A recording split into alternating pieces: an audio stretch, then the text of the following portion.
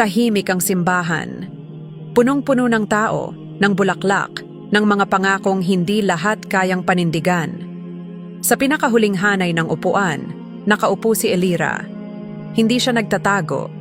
Hindi rin siya nagpapakita. Nandito siya, pero parang wala. Maayos ang suot niya. Hindi siya overdressed. Hindi rin siya mukhang wasak. Tahimik lang. Parang bisitang walang espesyal na papel. Sa harap nakatayo si Kael. Maayos ang barong. Diretso ang tindig. Mukhang sigurado. Sa tabi niya, si Sienna. Magaan ang ngiti. May kinang sa mata na hindi mapipilit. At doon na-realize ni Elira, may mga ngiting hindi para sa'yo kahit minsan mong inakala na sa'yo. Hindi siya kabit. Hindi siya lihim. Hindi rin siya iniwan dahil may mas maganda.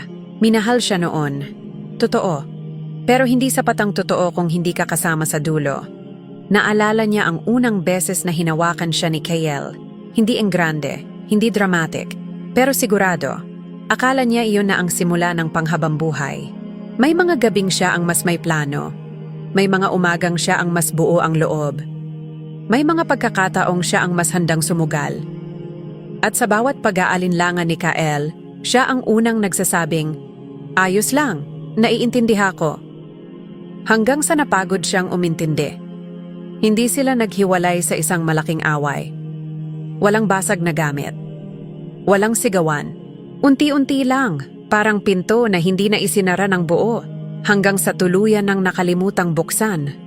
Isang araw, may imbitasyon, kasal, walang paliwanag, walang mahabang usapan, isang paanyaya lang na parang nagsasabing, "Salamat sa naging bahagi ka ng dati."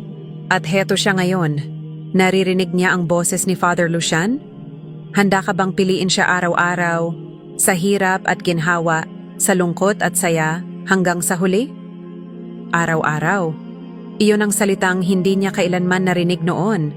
Araw-araw. Narinig niya ang sagot ni Kael. Opo. Isang salita. Isang linya. Isang tapos. Hindi siya umiyak.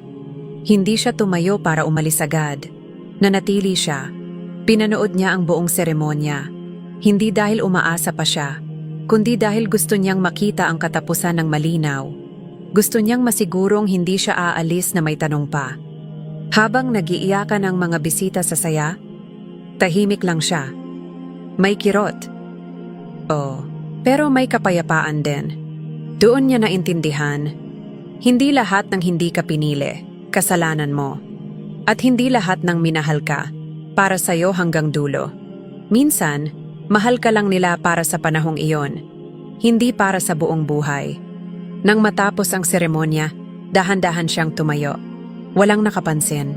Hindi dahil wala siyang halaga, kundi dahil tapos na ang papel niya sa kwento. Habang naglalakad palabas ng simbahan, hindi siya galit. Hindi siya durog. May lungkot, oo. Pero mas malinaw na ngayon ang isip niya. Hindi niya kailangang ipaglaban ang taong hindi siya pinili. Hindi niya kailangang ipilit ang sarili sa hinaharap na hindi siya kasama. Sa labas, maliwanag ang araw. May bagong simula para sa iba. At para sa kanya, may bagong bersyon ng sarili. Mas tahimik, mas matatag, mas sigurado. Hindi na siya papasok sa relasyong siya lang ang mas buo ang loob. Hindi na siya mananatili sa pagmamahal na kalahati lang ang sigurado. At habang naglalakad siya palayo, hindi niya naramdamang natalo siya. Naramdaman niyang natapos. At minsan, iyon ang mas mahalaga kaysa manalo. Mga love story na hindi nagtagumpay, pero nagbago ng babae. Tahimik. Totoo. Masakit. Gusto mo bang makatipid sa mga binibili mo? Bisitahin ang Smart Save to Shop. Nasa comment section ang link. Kung nagustuhan mo ang video, paki-like, mag-comment, at i-share. Malaking tulong po iyon sa amin.